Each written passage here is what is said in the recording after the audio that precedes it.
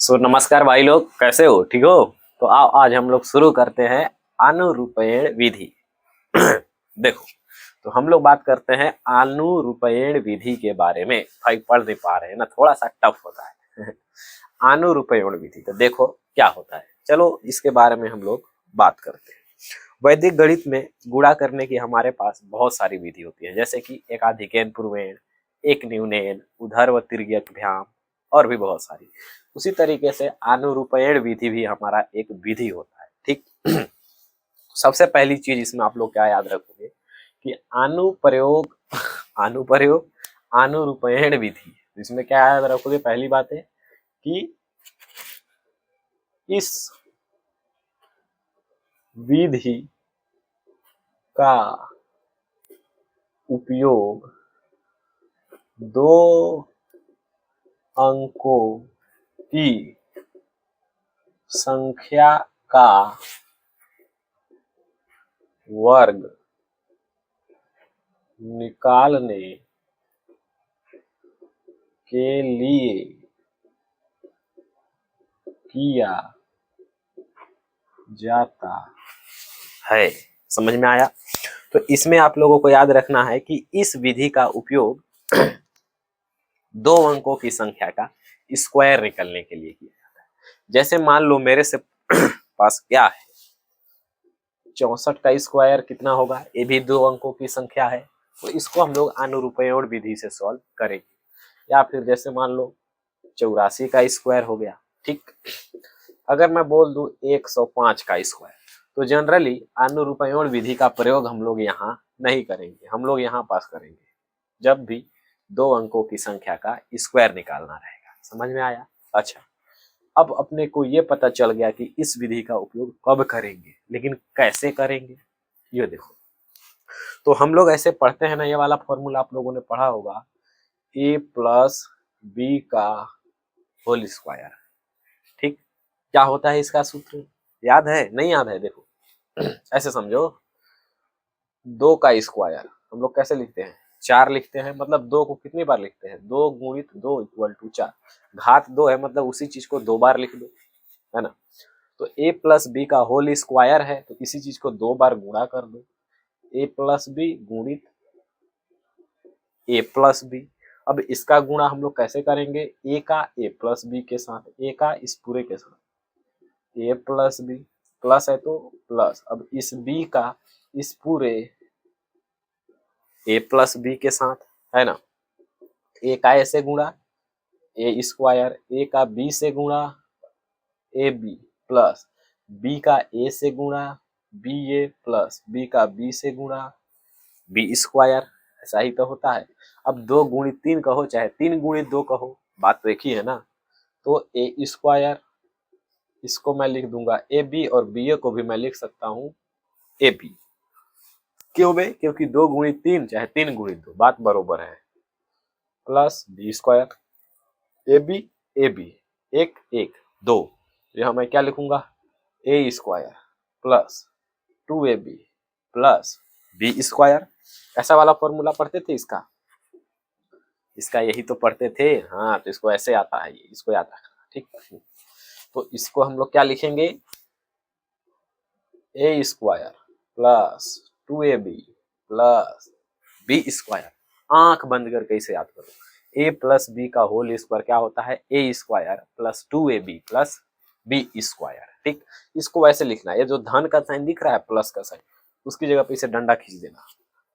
तो यहाँ मैं क्या लिखूंगा? देखो, ए है तो ए, प्लस की जगह पे इसे डंडा, बी का होल स्क्वायर, ठीक, इक्वल टू ए स्क्वायर डंडा 2ab डंडा बी का स्क्वायर। समझ में आया? अच्छा, इसको हम लोग क्या बोलेंगे? दाएं साइड। ये मेरा कौन सा साइड है? दायां भाग है। इसको हम लोग क्या बोलेंगे? दायां साइड नहीं, दायां भाग। हाँ, ये मेरा क्या है? दाहिना भाई। ये बीच में है, इसको हम लोग क्या बोलेंगे? मध्य। इसको हम लोग क्या बोलेंगे? मध्य। ये किनारे पर है, तो इसको हम लोग क्या बोलेंगे? बायां साइड। क्या बोलेंगे? बायां साइड। ठीक। जब भी हम लोग इस विधि का प्रयोग करेंगे तो याद रखना कि दाहिने साइड एक अंक होना चाहिए। क्या, दाहिने साइड एक अंक होना चाहिए, याद रखना। मध्य में भी मेरा एक अंक होना चाहिए, ठीक। और बायां के बारे में कोई बात नहीं करेंगे, इसमें ज्यादा अंक भी हो सकता है। समझ में आया। इसको हम लोग क्या बोलेंगे, पहले वाला फॉर्मूला याद करो, फिर इसको रख दो। इसको बोलेंगे हम लोग बायां साइड, मध्य साइड, दायां साइड।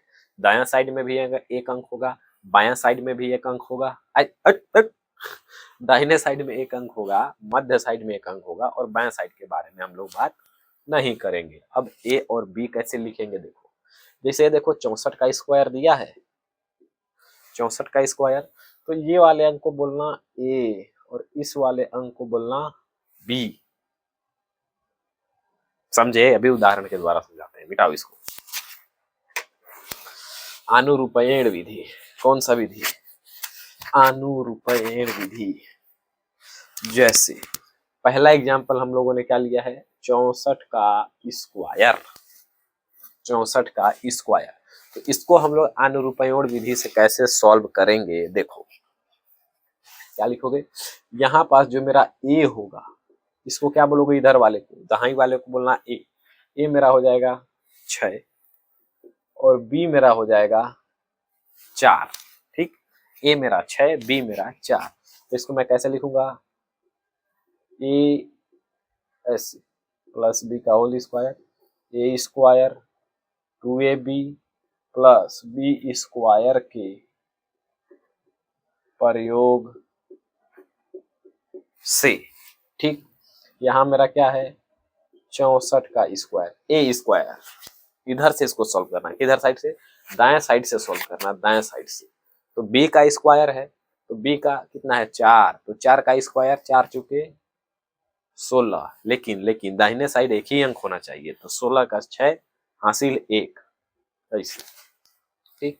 2ab, तो 2 ए की जगह 6, बी की जगह 4, तो 2 छक्का 12, 12 चुको 48, 48 और एक हासिल 1 49, अब हासिल 4, ठीक है। वैसे ए का स्क्वायर, तो ए की वैल्यू 6, 6 छक्का 36, 36 में 4 जुड़ेगा तो 40, तो यहाँ मैं क्या लिखूंगा 40। तो इस तरीके से जो मेरा इसका स्क्वायर आएगा वो मेरा कितना निकल कर आ जाएगा, 4096। समझ में आया, आराम से समझो, ठीक है। चलो दूसरा एग्जाम्पल देखते हैं हम लोग, क्या लिखा है 48 का स्क्वायर, ठीक। तो इधर भी हमारा ए क्या हो जाएगा 4, बी मेरा क्या हो जाएगा 8, ठीक। तो इधर हम क्या लिखेंगे, ए प्लस बी का whole square equal to A square डंडी 2ab डंडी बी स्क्वायर के प्रयोग से। क्या लिखोगे, प्रयोग से, ठीक। अच्छा, अब देखो यहाँ क्या लिखा है, 48 का स्क्वायर, इधर से दाहिने साइड से सॉल्व करना, तो b का स्क्वायर, तो 8 का स्क्वायर, 8 अठैया 64 का 4 हासिल 6, 2ab, तो 4 दूनी 8, 8 अठैया 64, 64 और 6 70 का 0 हासिल 7, ए स्क्वायर, तो 4 चुको 16, 16 और 7 23, ऐसे। तो इसका जो उत्तर हो जाएगा क्या हो जाएगा 2304। तो इस तरीके से इस विधि को बहुत ही अच्छे से देखो, ध्यान पूर्वक देखो और इसको समझने की कोशिश करो। Thank you.